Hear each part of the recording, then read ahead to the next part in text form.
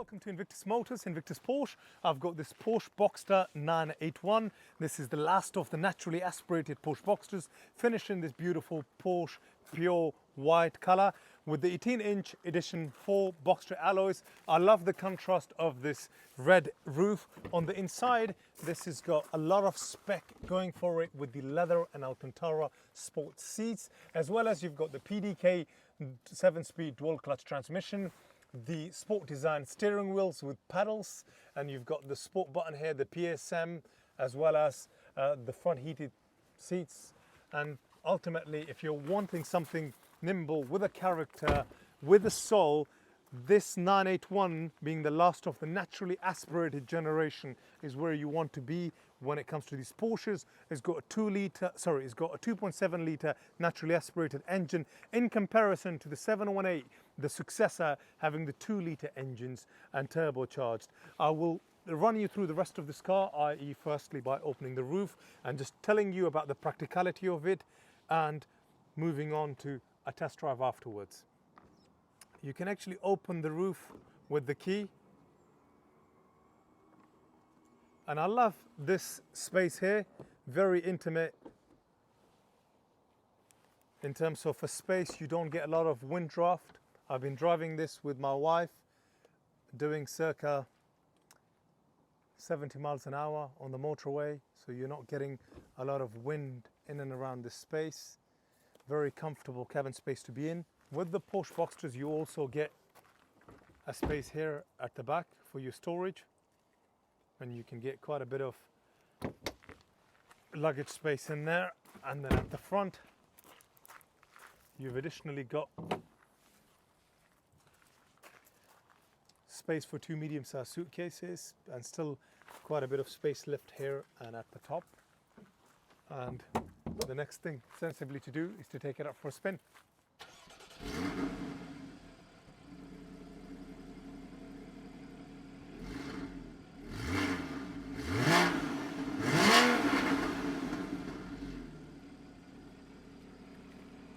I've already had the engine slightly warm as is, but I just wanted you guys to hear what it sounds like just firing up the engine, and hopefully you can hear some feedback from that exhaust.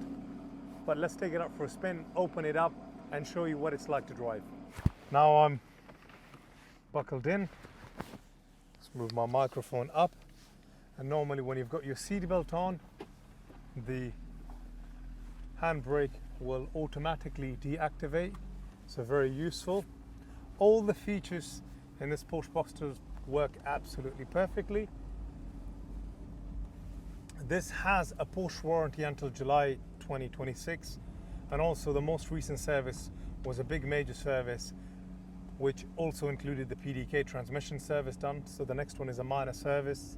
So if you're looking for a Porsche that's not going to cost a lot of money looking after and maintaining, then this is one of those phenomenal, fantastic examples.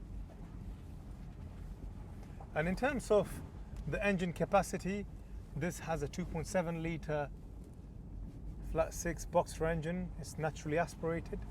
BHP wise, it produces 261 brake horsepower and just under 300 Newton meters of torque.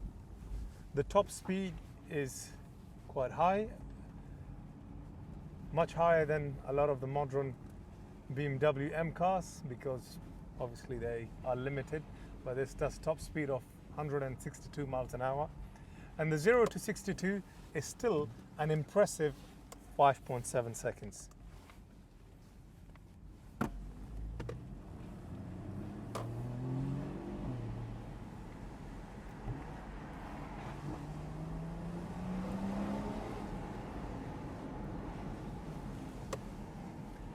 My cameraman in the driving seat, every time he's sort of looking out of the car, and as I shift up and shift down, he is being jolted back into the seat, just because of it being in sports mode and driving it a bit enthusiastically.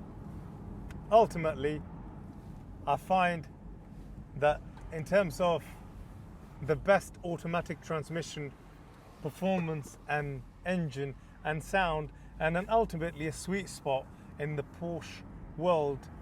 I would say the generation between 2012 to 2015 is really where I think Porsche for me absolutely peaks. And this, in terms of a Boxster, when you think about the first generation, which was the 986, in terms of a concept drawing that came about in the early 90s, I think it was either 91 or 92, and then first put into production in around 1997, 98, and then the Gen 2 of it came about in 2000 to 2001, and then the Generation 3 from 2004 onwards, then the Generation 4 was from 2008, and really this is the Generation 4. So it's gone through quite a few cycles of improvements from a historic point of view, but really in terms of like styling, look, feel, and the way this handles and drives, it's absolutely, I think, peak amongst all these generation. And perhaps the 718 takes a slight step down purely because them being 2-litre turbocharged. The earlier sort of 2016, 2015s were not with OPF or GPFs, i.e., you know, what you find in diesel cars with the diesel particulate filters, but the later ones from 2018 or even 2017 onwards are massively restricted in terms of the way they feel performance-wise. So really, if you're looking for something with a character, something with a soul, visceral, then the 981 Boxster is the absolute perfect sweet spot of a Porsche Boxster ownership. And when my wife found out how much this is really worth, she was absolutely shocked and surprised how much of a Porsche car you get for around £25,000. So, and just to kind of quickly cover the various generation also, because we're still on the topic of, you know, historic context and just all the generations. The first generation was the 986.1, then it was the 986.2, 987.1, 987.2, and the 981. And after the 981 came about the 718. And just to give you a bit of a context and a history lesson to the Porsche Boxsters, the Boxster and the Cayman is really the shape, the styling of it is going back to the Porsches from the 50s, the 356s. So if you were to look at some of the early literature, especially of the Porsche Caymans, or even the Boxsters from mid 2000, sort of 2004, 2005, a lot of the inspiration in terms of the design and everything that this car is all about comes from those. And just to wrap up the whole idea of performance, this is a mid-engine car. The performance figures, I think, are absolutely fantastic and definitely on par with a lot of the Porsche 911s, especially the 997.1 and the 997.2. But it being mid-engine, it offers you superior handling. And with a roof down, and if you're out somewhere in the south of France, I don't think there's anywhere else you'd rather be than be in one of these. In terms of paperwork, this has got quite a lot going on for it. Prior to Joanne Lindsay, it's only ever had one former keeper. Joanne purchased it in 2014, so in December 2014, and it was first registered in July 2012.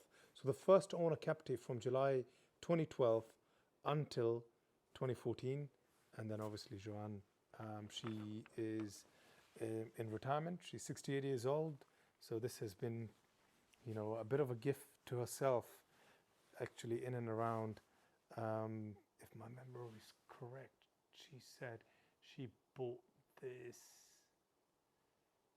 when she was 56 as a bit of a birthday present, and this was her third Porsche.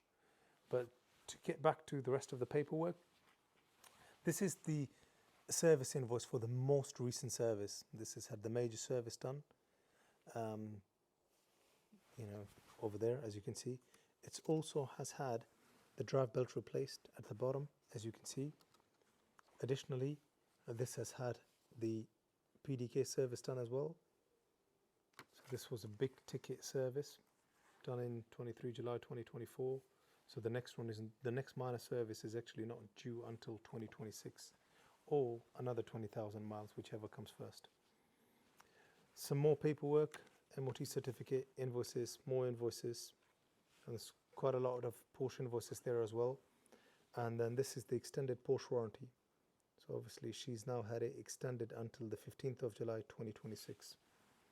And if you're wondering about the service history, this is the full service history. So obviously these are to be serviced every 2 years or 20,000 miles.